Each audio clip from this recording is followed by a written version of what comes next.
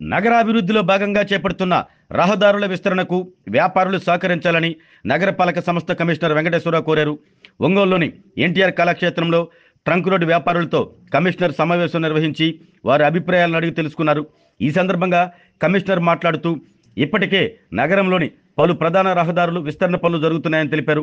అందులో భాగంగానే master plan ప్రకారం ట్రంక్ రోడ్ను 100 అడుగులు విస్తరిస్తున్నట్లు తెలిపారు. దీనిపై కొందరు వ్యాపారులు మాట్లాడుతూ ట్రంక్ రోడ్లో కొన్నేళ్లుగా వ్యాపారాలు చేసుకుంటూ జీవనం సాగిస్తున్నామంటూ అన్నారు. ముఖ్యంగా తమ పూర్వీకుల నుంచి సంక్రమించిన ఆస్తులను కాపాడుకుంటూ వ్యాపారాలు సరిగ్గా జరగకపోయినా వాటిని నమ్ముకుని జీవిస్తున్నామంటూ తెలిపారు. ట్రంక్ రోడ్డు విస్తరణ పనులు సరికాదని అధికారులకు వివరించారు. అలాగే గతంలోనూ ఆ రోడ్డు విస్తరించాలని ప్రతిపాదించిన తమకు జరుగుతున్న నష్టాన్ని నాయకులు అప్పటి అధికారులకు వివరించామంటూ పేర్కొన్నారు. అత్యధిక శాతం దుకాణాలు పూర్తిగా కోల్పోయే అవకాశం ఉందని వారు ఆవేదన వ్యక్తం చేశారు. ఇదిలా ఉంచితే ఆ రోడ్లో అద్దెకు షాపులు నిర్వహిస్తున్న వ్యాపారులు మాట్లాడుతూ ఇప్పటికిప్పుడు రోడ్ల విస్తరణ ద్వారా తమ వ్యాపారాలు పూర్తిగా కోల్పోతామని, తాము ఎక్కడికి వెళ్లాలంటూ అన్నారు.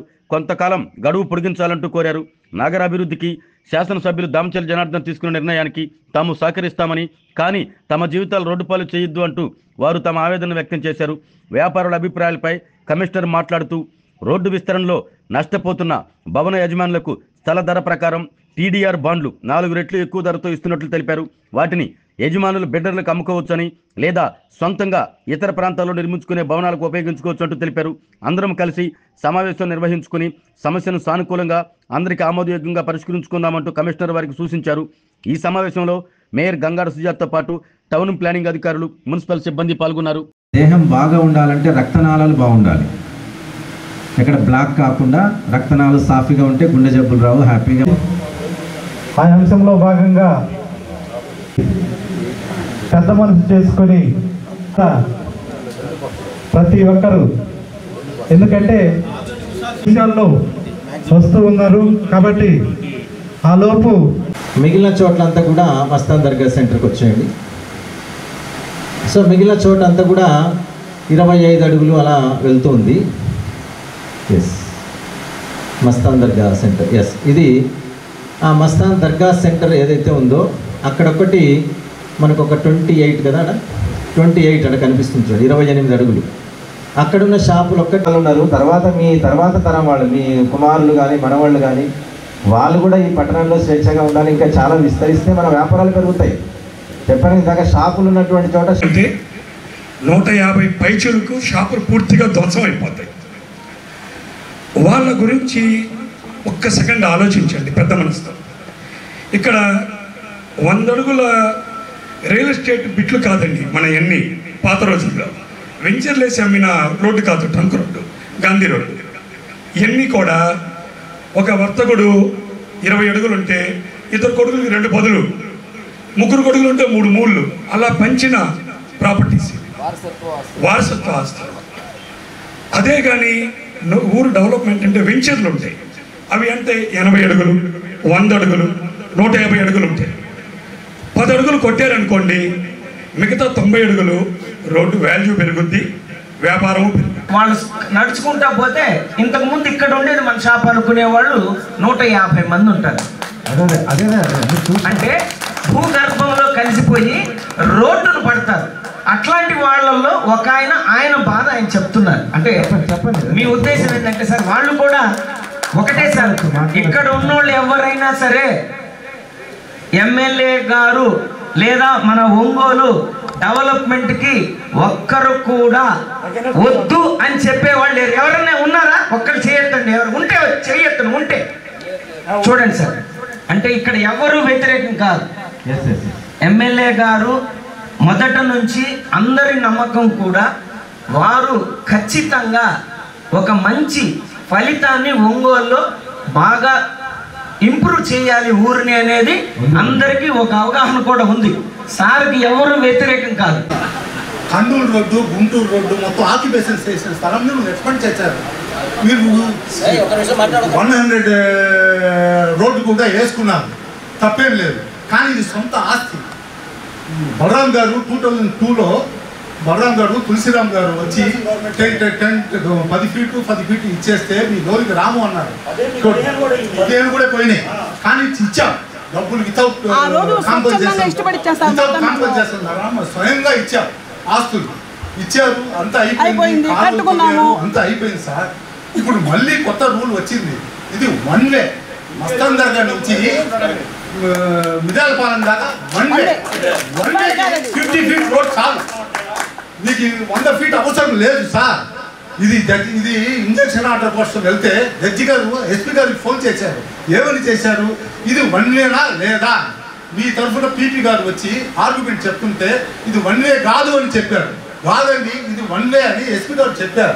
అప్పటితోనే కలెక్టర్ గారు ఏమనంటే ఇది 70% 70 to 75% షాపులే ఉండవు, వెనక నుంచి వచ్చే షాపులే వస్తారు కానీ ముందర షాపులు రావు. అర్థమైంది సార్. ఇది వచ్చేసరికి ఇది 100 గదులు 200 గదులు కాదండి, ఇది వచ్చేసరికి కష్టపడి సంపాదించిందండి. ఒక్కొక్కడు షాపు కొట్టేస్తే అతను బతికేది, అతను మీ బాండ్ తీసుకుని ఒక స్థలం కొనగలడా? సివిఆర్ రీడింగ్ మొత్తం ఆక్యుపేషన్ సార్. గవర్నమెంట్ ఇది సొంత ఆస్తులండి. మన మాట్లాడండి, మీరు మాట్లాడారు కదా, అయిపోయింది మీది, మాట్లాడాలి సార్. మా షాపు మా హౌస్ పైన మేము ఇంట్లో ఉంటాము, కింద షాప్కి రెంట్కి ఇచ్చుకున్నాము. మా వారికి కరోనా టైంలో కళ్ళు కనపడలేదు. తర్వాత ఒక 3 లక్షలు అప్పు తీసుకొచ్చి ఆయనకి శంకర్ కంటి ఆసుపత్రిలో 4 సార్లు సర్జరీ చేపిస్తే ఒక కన్ను టోటల్ బ్లైండ్, ఒక కన్ను 35% చూపు. మాకు ఇప్పుడు అక్కడ వచ్చే ఆ రెంట్ ఆధారంతో మా ఫ్యామిలీ గడవాలి. మాకు 2 ఆడపిల్లలు, ఒక పాపకి 10 లక్షలు అప్పు తీసుకొచ్చి కట్నం ఇచ్చి వివాహం చేశాం. ఇంకో పాప విజ్ఞాన్ యూనివర్సిటీలో BBA చదువుతుంది. సంవత్సరానికి ఆ పాపకి 3 లక్షల రూపాయలు ఖర్చు అవుతుంది. మీరు ఇప్పుడు వచ్చి ఈ షాప్ తీసేసుకుంటే మా పరిస్థితి ఏంటి? మీరు లక్షకి 4 లక్షలు ఇస్తామన్నారు. మా ఆస్తి వాల్యూ అదేనా? ఒక షాప్ ఉంటే మాకున్న ధైర్యం వేరు. మీరు ఇచ్చే ఆ 4 లక్షలు 3 లక్షలు తీసుకుంటే కాదు సార్. అంటే మీరు చెప్పిన దానికి నేను చెప్తున్నా, మీరు చెప్పిన దానికి చెప్తున్నా, లక్ష్యాన్ని కాదు సార్. మాకు డబ్బులు వద్దు సార్, మాకు డబ్బులు వద్దు. మా జీవనోపాధిని మీరు తీసేయద్దు. ఎక్కడెక్కడ వాళ్ళకో మీరు పునరావాసం కల్పిస్తున్నారు, మరి మమ్మల్ని ఎందుకు రోడ్డును పడేస్తున్నారు? మమ్మల్ని, మా కుటుంబాన్ని మీరందరూ సలహాలు ఇవ్వండి, ఏం చేయాలో సలహాలు ఇవ్వండి తప్ప.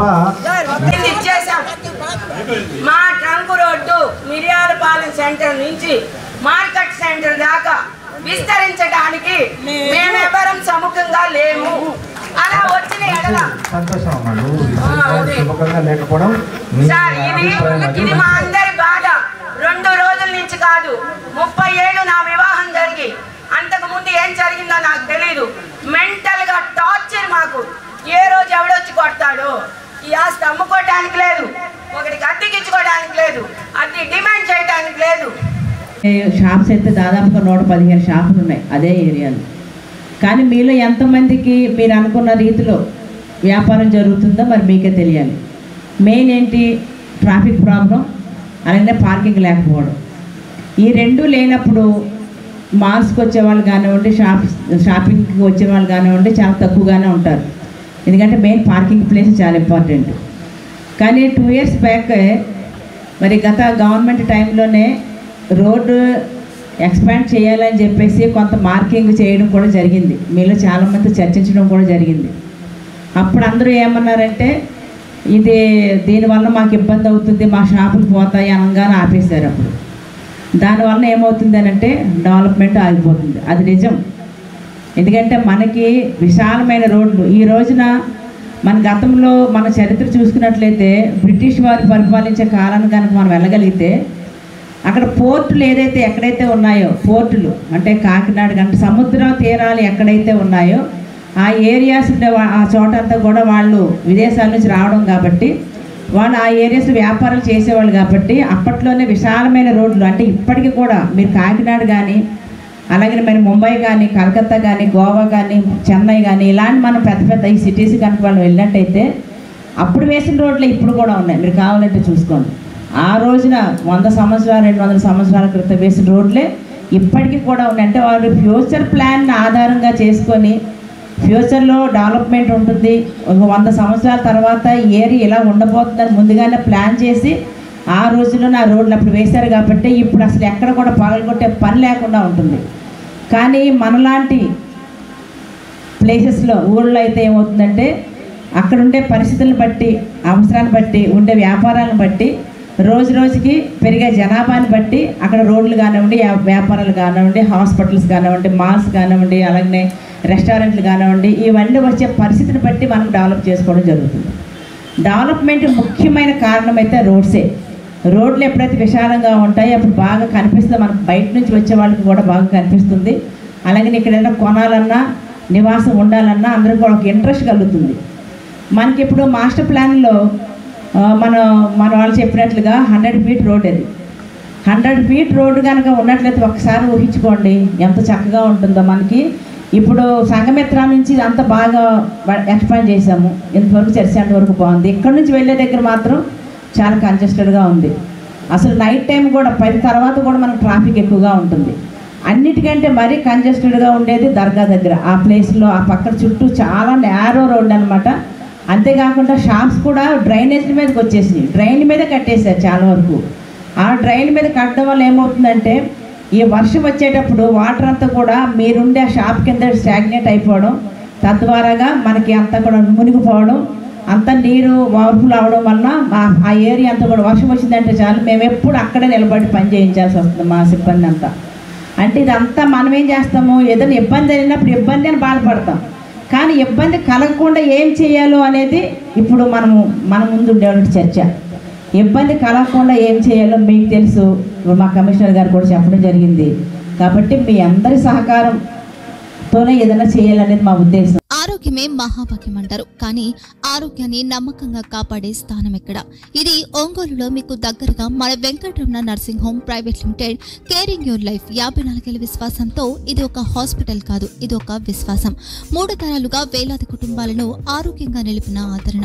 మా నిపుణుల వైద్య బృందం మా దగ్గర అనుభవం కలిగిన బృందంలో అందించే సేవలు neuro surgery, general medicine, diabetes, pulmonologist, general surgery, ophthalmology, urology, orthopaedic, ENT, paediatrics, dental surgery, anaesthesiology, gynaecology, cardiology, emergency మరియు క్రిటికల్ కేర్.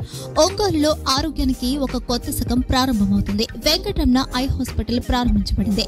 కంటి ఆరోగ్యానికి ప్రత్యేక పరిష్కారంగా ప్రభుత్వ ఉద్యోగులు, రిటైర్డ్ ఉద్యోగులు మరియు వారి కుటుంబ సభ్యుల కోసం ఈహెచ్ఎస్ ద్వారా వైద్యం, క్యాష్లెస్ సేవలు, Mediassist, Star, GHPL, Aditya Birla, Bajaj Allianz మరియు ఇతర ప్రముఖ హెల్త్ స్కీమ్లు అందుబాటులో ఉన్నాయి. ఆరోగ్యశ్రీ, డాక్టర్ ఎన్టీఆర్ వైద్య సేవా నిధి అందుబాటులో ఉన్నాయి. చిరునామా ఆర్టీసీ బస్టాండ్ ఎదురుగా, Kurnool road, Ongole. Phone number 08592282623, cell number 9100679099, eye hospital number 9866484770, website www.venkatramanarsinghome.com, Facebook www.facebook.com/pkrnh. Venkataramana nursing home, 3 తరాల విశ్వాసం, నూతనతతో కూడిన సేవ. మేము కేవలం చికిత్స చేయము, మేము శ్రద్ధ వహిస్తాం, పరిరక్షిస్తాం. సేవ చేయడం మాకు ధ్యేయం.